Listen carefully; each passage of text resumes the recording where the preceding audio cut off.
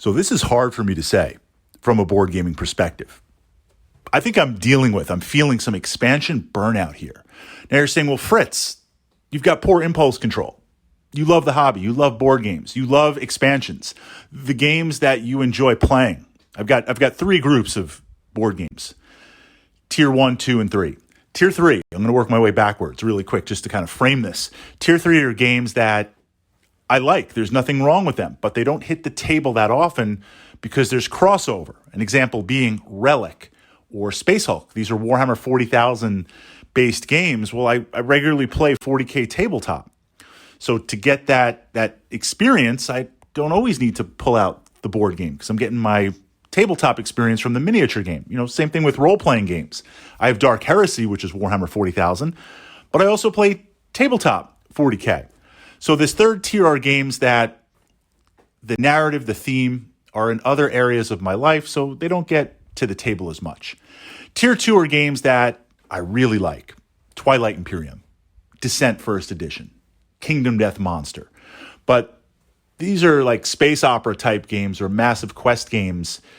It's not casual. You don't just casually say, I'm going to do KDM. I mean, you could do One Lantern Year, but the planning, the gaming, this is something that you dedicate multiple gaming sessions, or you decide, hey, this weekend we're going to do TI. Are you in? You need some planning. So I wish they hit the table more often, but the simple economy of the game means it gets played a couple of times a year.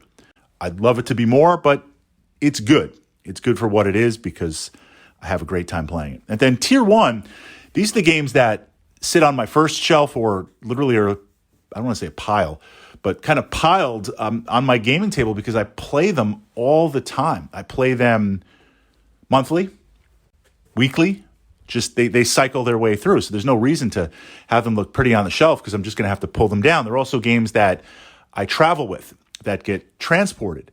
So from that perspective, a lot of the games that I have in this Tier 1 have expansions, have tons and tons of expansions. Because I love these Tier 1 games so much, you can never get too much of a good thing. Expansions add new rules. They add replayability. But it adds up. I'm looking at you, Dark Souls. I love Dark Souls. It works for what it does. It's a fantastic game to play. Works amazing solo, works amazing with a group. I'll leave it at that. I've pushed up some Dark Souls reviews, board game to my channel here under the board gaming playlist. But it is expansion heavy.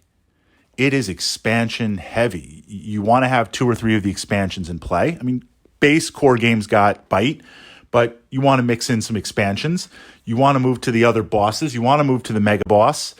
I won't say it's like a Tier 2 game because you can play it casually, but there's a lot to manage.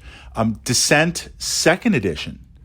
I missed out on a lot of the first edition extras, and they became a little bit too challenging to find over the years. Plus, Descent First Edition kind of fell into that second group, meaning I play it every now and then. The streamlinization, that is definitely not a word. Streamlining Descent 2nd Edition means that thing got pulled out all the time to play.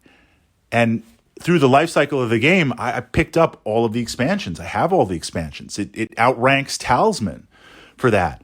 But to play those, to utilize those, I'm not saying it's not a lot of fun, but it's like I need an expansion to track the expansions. So what I notice more and more is recently I've been just playing core or looking to acquire new titles. Look, you know how that is. Your board gaming collection is good. You're all set. And then next thing you know, you're like, I'm in on this other game or I'm in on this other Kickstarter. And Kickstarter's kind of fueled that too, I believe, with the expansions.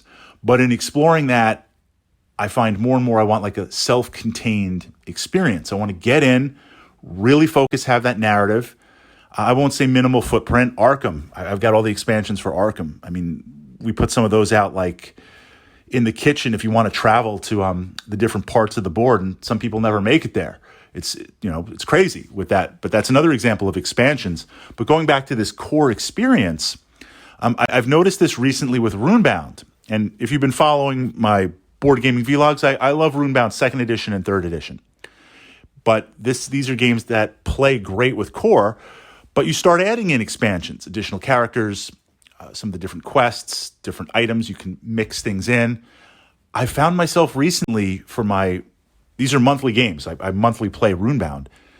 I've been playing just core and really enjoying it. And yes, I don't have all the items mixed in. Yes, I don't have the expansions mixed in. Yes, I'm not going to do some of the alternate quests. I can. They're there. But in really exploring it, I said, wow, this kind of core footprint, in and out, really focused experience, I find that captures it. Very, very well, which is the complete opposite, because I am Mr. Expansion out there in playing and collecting and loving those aspects of the game. So now as I turn my attention to other titles and I look, that's like kind of become a new criteria.